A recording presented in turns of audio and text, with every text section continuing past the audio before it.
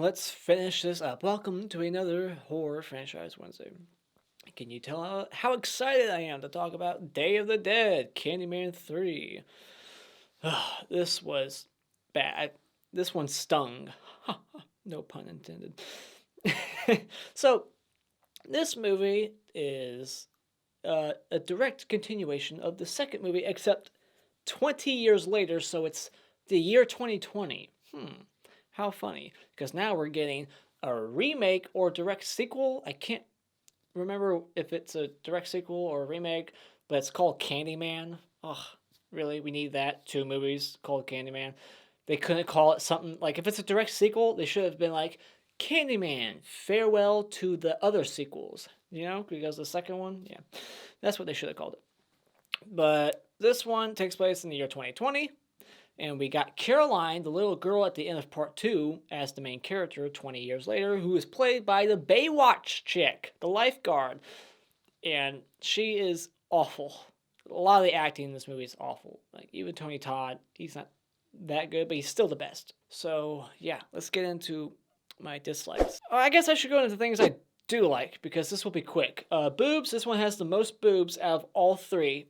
And I like that we get to see the chest of bees again. You know, a little callback.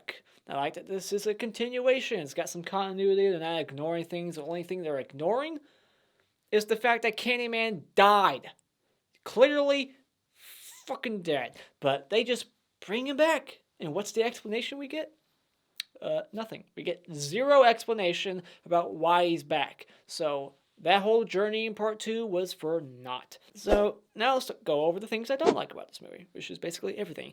The opening kill/dream sequence is awful. And the budget of this movie looks like it was made for pennies. Compared to the first two, this movie is just off. It's a steep drop in quality. We got a different composer, so it just has stock sound and this weird beats, and it just reminded me of Wishmaster 3 and 4, the whole late 90s. It's just awful, like, electronic sound. It's just awful. Everything about this movie was just awful. Even the hook hand. The thing that's so cool looking, you know, about the killer in these movies, the bloody ass stump. He's got the hook in that hand. And this one, it looks like a pink stump with, like, no blood. There's, like, no blood dripping out of his hand like there was in the first two. Like, the hand effect looks awful. The practical effects aren't great. It's just a lot of, like, blood coming out of people's mouths. And even that effect of, like, Candyman when he's in the subway and he's in the tunnel coming out and he's, like, floating. He looks like he's clearly on, like, a green screen or something. Like, you can see, like, the outline on his body. Like, he's not really there. All the characters, I already forgot them. They're just forgettable, except for the racist cop, because he's so unrealistically evil and racist and just open about it that it's kind of hard to forget that. You know, like, he's the character that you want to die. He's the Melissa from, like, Friday the 13th part 7. He's the Uncle Charles from part 8. He is the bitch in this movie, and you want him dead. And he does die, but not in a cool way or anything. It's just the same story again and again. They're not doing anything different here. It's just a new setting. Now they're in LA. So finally, after like 10 generations, the movie, this family in New Orleans finally moved somewhere else to LA. Like I said, like, I thought in the first one it was a local legend, but apparently it's just the entire nation. So that sucks. And it doesn't make sense too, like, because at the end she thinks that she defeated him because she made everybody not believe in him no more. Like, they think the cop did it, but there's no way she stopped that. It's like a virus. Like, once it spreads, it spreads. You're not gonna stop everybody from believing in Candyman. It just makes no sense, because I know I'm jumping all over the place, but I just want to talk about it right now. Okay, so at the very end, spoiler. So she defeats him, and she looks in the mirror and she says, like, I don't believe no more. Like, you're not real, Candyman. Like, ha ha ha. It's like, what do you mean you don't believe in him? Like, you have firsthand knowledge that he's real. You're related to him. He made out with you. So it's like, you met the guy. He killed everybody around you. You're related. You made out. You physically touched him and seen him, and you don't believe in him? Like, what the fuck does that mean? Of course he's real. Like, it just made no sense. So, the acting is piss poor. The main girl's scream, her scream is fake as hell and awful. I hate it every time she screamed. Even the dialogue in this movie is just poorly written. Like the dialogue for Candyman, he just copy and pastes everything from the first two. He says like "be my victim" like 12 times. So the Candyman dialogue is just rinse and repeat the same shit. Be my victim. The writing on the wall. So yeah, final thoughts, because I don't want to talk about this movie for too long. It was very piss poor. Just do not watch this. It is a waste of time. Everybody's bad. All the kills, nothing to see here. So when it comes to Candyman 3 Day of the Dead, skip this motherfucker, because it is wasted time. So, spoiler discussion. We open up, we see Sweets to Sweet written on the wall. We got that carried over once again. Open kill / dream. Very bland, very boring. Just not scary at all. There's no tension in this movie whatsoever. And then she's got the non-believer friend, and then she's like, look, I'll prove it to you, Caroline. And she goes in front of the mirror, and she goes to say it like 5 times, but then when she gets to the 4th one, Caroline stops her, like, no, okay, I believe you. It's like, what do you mean you believe her now, that Candyman's bullshit? Like, she didn't even get to say it 5 times, so how do you know? Like, in real life, this scene would have played out like this. Okay, so the friend would have been like, okay, I'll prove it to you, okay, come on. And they would have gotten in front of the mirror, and the friend would have just been like, Candyman. She would have said it 5 times fast just to get it over with. Pull the Band-Aid off. But instead, they took the more movie dramatic route where it's like, oh, say it 4 times, extra slow, with big pauses in between to give you time to cut me off at some point. So stupid. So then she's a painter, and she paints Daniel Robitaille, and I guess that's what brings him back to life. That's the only thing I can come up with. And so why would you paint somebody who seems to have a bad effect on you and seems to be scaring the shit out of you, because she's having dream sequences about this guy. She's having nightmares. Why would you paint him? And then we get the flashback where Daniel and Caroline, they fuck. That was cool. And then we get these racist cops. This guy's openly racist. You know, he's talking to the black cop like, you know, get out of here, boy. Go shoot some hoops. You just want him to die. Just die, please. And then they changed the lore of the Candyman once again, like, not cremated like part 2. Changed that. He was just killed on the ground. And this one, they put bees and honey on him while he was like on a cross or something, like on a tree. So they changed that, and it makes no sense why they would change that. It just irritated the piss out of me. And, you know, the main girl's the descendant of Candyman. And I'm going to be honest, I didn't know this main girl, Caroline, was the little girl at the end of part 2 until the movie was over. And I, like, looked into it. I was like, oh, shit, that's who that was. So, I'm not sure if that's my fault. I was paying attention, but I still didn't know. So, I think that's the movie. That's the movie's fault. They should have made it extra obvious, like, hey, this is that girl from the end of part 2.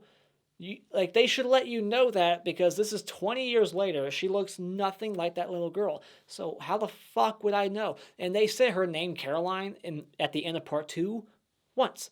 Very quick. All right? If you don't listen very close, you'll miss it. So they should have tried real hard to be like, all right, look, this is Caroline. You need to know that from part 2 at the very end.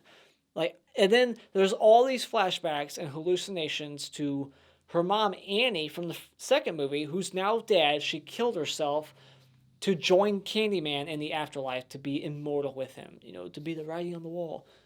That doesn't seem like something that character would do after everything she went through in part 2. So that just ruins that character. And I didn't know that was Annie, because they don't call her Annie. She's mom. That's it. She's dead mom. And then at the very end, I had to piece it together. Oh, that was Annie. So, I mean, there was a good, moment where, like, the first 45, 50 minutes where I was like, is this even connected to the first 2? And then one of the racist cops says something about Annie. I was like, oh, so it is. And then they visit her grave, and it says Annie. And oddly enough, there's no death date or born date on it. So why? I guess they didn't want to be wrong and put the wrong date on there. So they're like, fuck it. We're not going to say when she died or how. Or, you know, when. So And then, the cop, he bought roses for this main girl. He falls in love with her instantly. This character is unrealistic. The writing of this character is poor. So this cop falls in love with Caroline immediately. And at first, you just think it's like, oh, he's just being a pervy guy. He just likes her because she's hot. No, he wants her. And the fact that she's even hanging out with this Latino guy pisses him off because he's racist. And he, like, slaps her across the face at some point, and then his partner, who just enables him and lets him get away with all kinds of shit, and just that's the breaking point for him. Like, when he slaps her, the partner is like, hey, calm down. And then the racist is like, oh, whatever, I'll be back. And he leaves. And then the other cop's like, geez, can't you take a joke? What was the joke? Him slapping her, or you saying calm down? You telling him to calm down was not a joke, and slapping a woman is not a joke either. So that just makes no fucking sense. And then he gets like a hook through his mouth. Again, poor execution. Like, I have no idea what's happening in that scene. Is he getting hooked in the chest, stomach, mouth? It looked like the mouth, and then I was like, no, it's the chest, and then I was just going back. I don't know. So I'm not sure what the fuck happened there. But he was the best kill. So, yeah. Mr. Had Award for best kill will be the dipshit cop in the car who I think got a hook through his mouth. And, there's this prank again, like fake outs. The art gallery, there's an actor who's hired to pretend like he was a madman. It's all fake. And he's lucky that the fake cops took him away instead of the real racist cops who were there like not even a minute ago. What if they took charge? What if their itchy trigger fingers were there to fucking shoot him away? Like, because this cop is off the handle. Like, he is a loose cannon. Because even later on, like, he sees this guy in a blonde wig and a similar looking shirt to Caroline, conveniently. And when he finds out that it's not Caroline, it's just a guy in a big old blonde wig, he gets so mad that he puts a gun to the guy's head and is like, where is she? It's like, this guy is crazy. It's so unrealistic. No one is that fucking bad. And then, he says one more racist thing to the black cop, so the cop is like, fuck it, and he punches him right in the face. Awesome. Great scene. And like, just stupid stuff like, Caroline goes to leave her apartment, and then the actor from earlier who becomes the main character, he's like at the door, like he was just waiting for her to leave at some point. Why not just knock? And then Candyman, he is killing everybody close to her, kills her friend, same shit, different movie. And he takes David hostage, the Latino guy, for some reason. I don't know. Why not just kill him? I guess he's trying to like draw her to this warehouse, and then when she gets there, there's like all these skeletons in a pile, and I'm guessing that was just Candyman who like made that illusion. The big old mountain of skeletons. It kind of reminded me of that mountain of skulls in Child's Play 3 at the end. Because there's no way there's just some warehouse in the middle of LA where if you walk in, there's just a big old pile of skeletons. Like real skeletons, not fake. This isn't no like Spirit Halloween store. It's an abandoned warehouse with corpses everywhere. It's like, okay, this has to be like Candyman's world now. And so, just like part 2, in this one, we got a simple object that needs to be destroyed to kill Candyman. In this one, it's a painting that she just painted. That makes no sense. It's not like she made this painting and then she put like a curse on it to attach it to Candyman, who they don't explain why or how he's back. So that's annoying too. But now he's just connected to this painting. Like, I thought she made that painting. So maybe... But it's at the art gallery and they're advertising it like she made them. The only thing that would make any little bit of sense is that if those paintings were Daniel's, because Daniel's a painter too. So if Candyman painted those and those are his paintings from like the 1800s, then I can see the connection between his soul and those paintings. But the way it was presented, it made me think that she just painted those because she's a painter.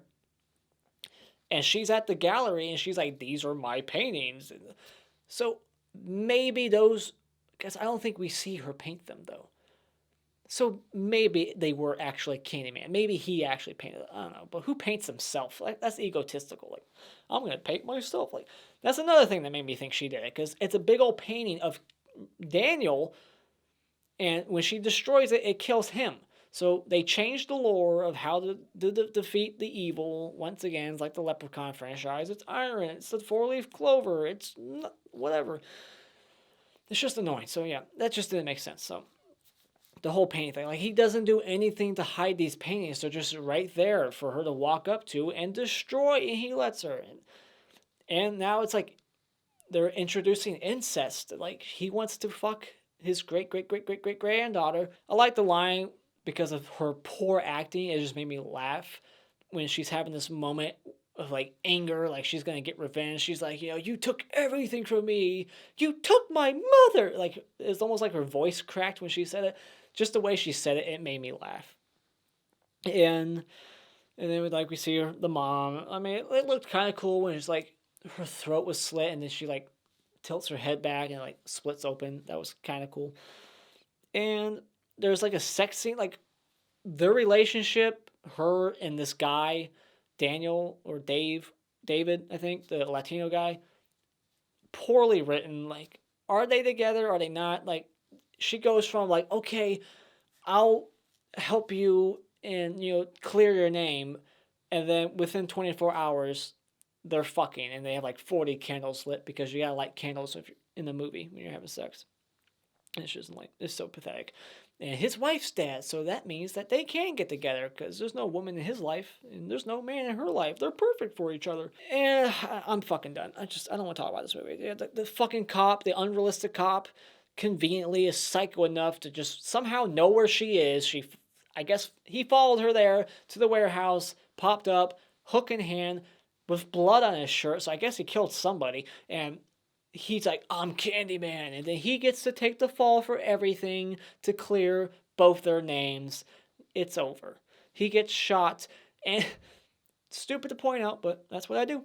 So when he gets shot from the other cop who punched him earlier, so he shoots him from like behind something. Like, he gets shot and he falls forward, and then we see in the background the cop like goes around the corner around something.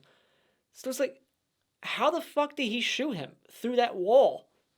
I don't know. Just watch the scene and you'll understand what I'm trying to say. Like, it made no sense from his angle how he shot him. It's just dumb. So that's it. Like CGI fire. Why? She destroys the painting, lights it on fire, then he gets lit on fire, and then it's a big old CGI fire explosion, and it looks like shit. And it's over. So yeah, those are my thoughts on Candyman 3 Day of the Dead. This was pretty fucking bad. It was worse than being stung to death by honeybees, I bet. It was pretty bad. I would rather get stung than watch this movie ever again. It was awful. So that's it. Let me know what you thought about this movie in the comments below. Do you agree that this movie is absolute trash? Let me know, and thank you so much for joining me tonight. If you like what you're seeing, hit this like button. Subscribe today if you want to, just by clicking my cartoon face in about 5 seconds. And until next time, auf Wiedersehen.